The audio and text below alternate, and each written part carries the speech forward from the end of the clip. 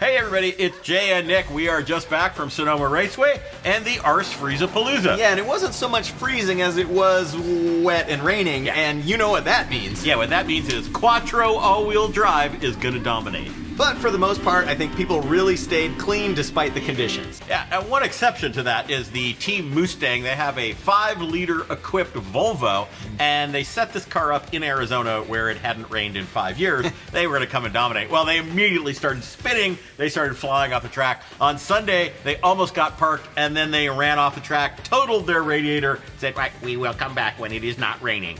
Hella sweet, the Cadillac Allante. Now this is a Lemons race car that of course was built as a response to the extreme backlash that the concours de Lemons got for making the Cadillac Allante its featured mark. Yeah, because how dare you? Yeah, the Cadillac Allante Jihad was really upset by this, so what do? You piss them off even more by making a Lemons race car out of one.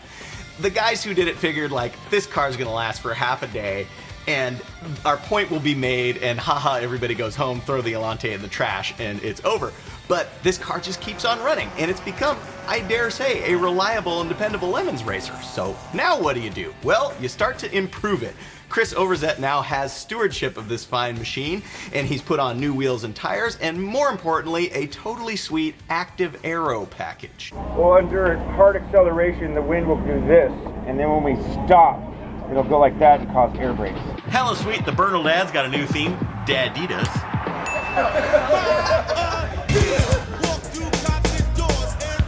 Disrespecting. Come on, bro. We don't know him. However, but terrible mushroom BMW, these guys brought an E30 that had been left in the field. It was literally growing fungus all on the inside. I think some of them got sick from that. And then later in the race, one of their drivers totally creamed somebody else, ripped the front bumper off the car, drove into the pits with it dragging, and said to the penalty guys, I didn't do it. Hella sweet, and this will never not be hella sweet. Ranger Road and their nonprofit organization of bringing veterans together to do shared exciting experience asterisk and this Lemons and race. Also Lemons racing. They were back again with their VW setup with all kinds of different hand controls, so a lot of different people are able to drive it. They had a situation where the starter motor was stuck on, and that didn't faze them. They fixed it like any seasoned Lemons person would by hitting it with a hammer. And the thing that I like about these guys, because they're military, if and when they get in trouble, I'm very sorry, sir. It won't happen again, sir. And most of the time it doesn't. So that's hella sweet. But terrible numbers remain hard. But hella sweet, Judge Allen introduced the Burma Shave penalty at this race where, just like the Burma Shave signs of old, team had to come in, had to craft like 5 sequential signs about not speeding in the pits, not spinning out, had to place them in certain strategic areas, and then had to recite them as cars came through. Cautious rider, reckless deer, let's have less bull and lots more steer. Hella sweet was this team with a Nissan. Somebody must have had a discount card at the local lumber yard because they got a whole bunch of 2x4s and roofing shingles and made a giant set of spoilers for their car. And when I say spoilers, I mean spoilers.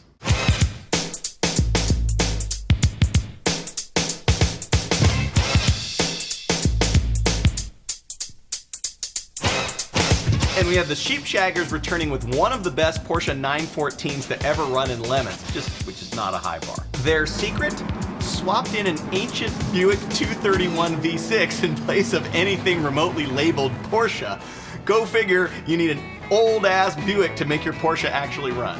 I think probably but terrible. On Friday, that was the 50th anniversary of the Altamont Rolling Stones concert, and we did have one Altamont veteran car there, the Ubervogel Hans Am. There were a bunch of hella sweet cars as well. There was yet another Lemons Tercel. There was a 633 BMW, and of course there was the Day Wu-Tang Clan.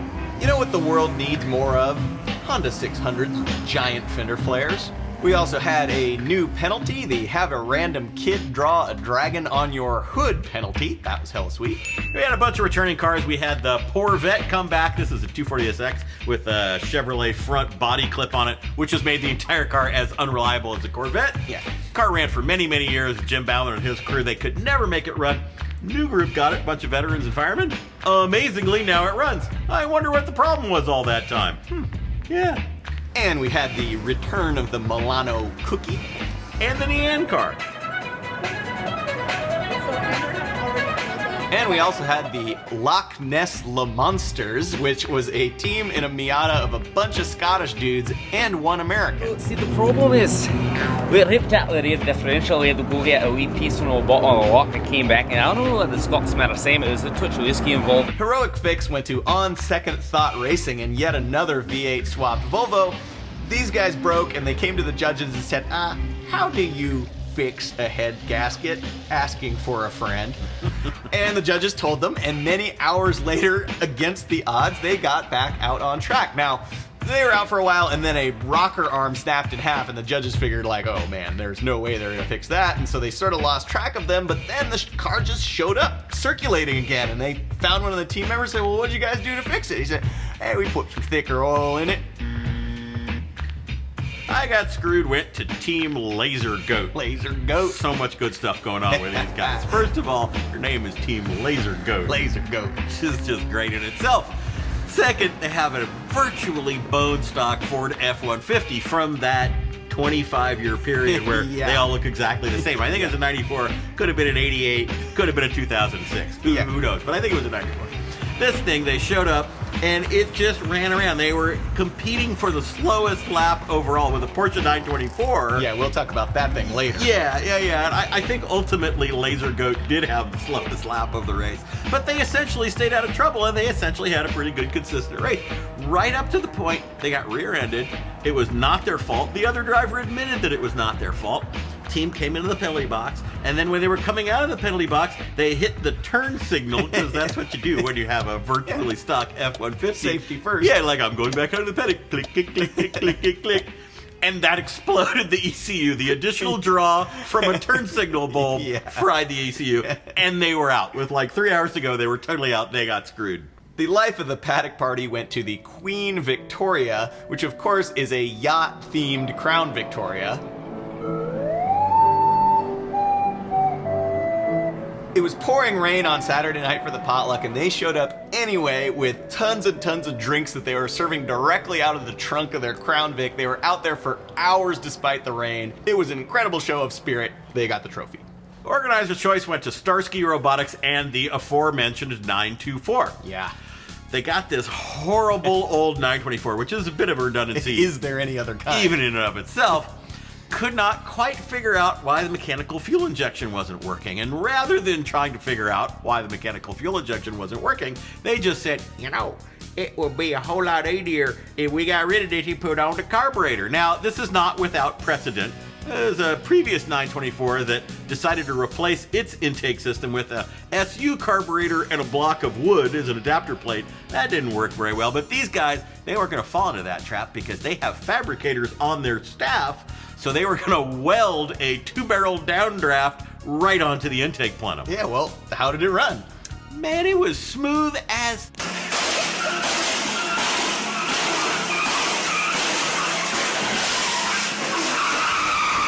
Yeah, so in addition to that, the thing was blowing oil everywhere. They literally tried to show up for tech with a diaper duct taped to the bottom of the car. Every 30 minutes they had to come in and fix something else. But they had a great attitude throughout the whole thing. It was the kind of Lemmings experience we want other people to have, if not ourselves. Did you say Lemmings experience? I possibly said Lemmings experience, which isn't that different from what I meant, which was Lemons experience. It really isn't. Judge's choice went to a new team, the Red Hot Silly Peppers. Such a great car. In their 2005 Saab convertible. Now, $500 my ass, to which I say, it is a Saab. I mean, this thing was stock. It had a working power top. Like, it looked like some dude. Glove box door, you opened it, and the light went on. Absolutely. I mean, so good. They were on their way to go wine tasting. And, ooh, a race. Let's do that instead. Anyway, super awesome guys, super awesome car. Judge's choice. You know what's important? What? Shifting. And that's why Crematorium won the Spirit of Sonoma Special Trophy in their Cavalier, because they thought their automatic Cavalier would be so much better with custom-made paddle shifters. Yeah. Did it improve their lap times? Yes, well! That takes us to the index of effluency, which went to a new team in an old car with a new theme. This was Racer, so named after the beer Racer 5 because these were a bunch of dudes from Bear Republic Brewery. They bought this old ex-Lemons Chevy Aveo, rethemed it as the Starship Enterprise, served beer to everybody, were in the whole Star Trek vibe the entire time. Car ran really well, finished way high up in the standings, and it's a Chevy Aveo, so there you go, IOE. Here's Lemons in a nutshell.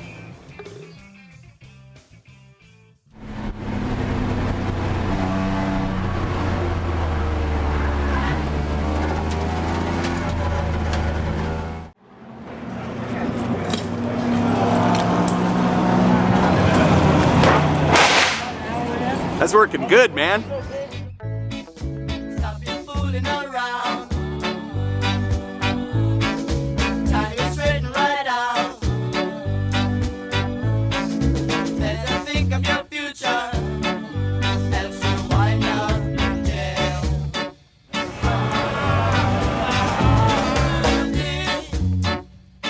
A message to you, Rudy. A message to you.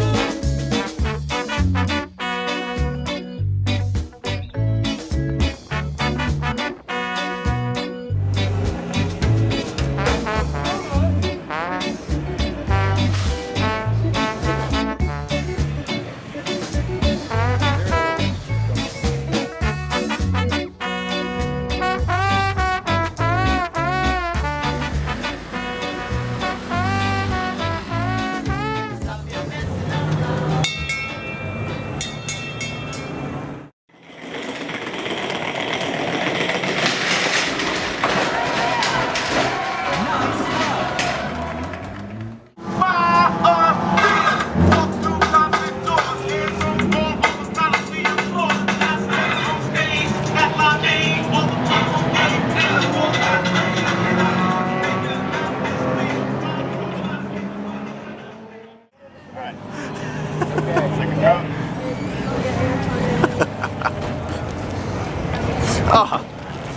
Why didn't I think of this method before? Look at how well it works.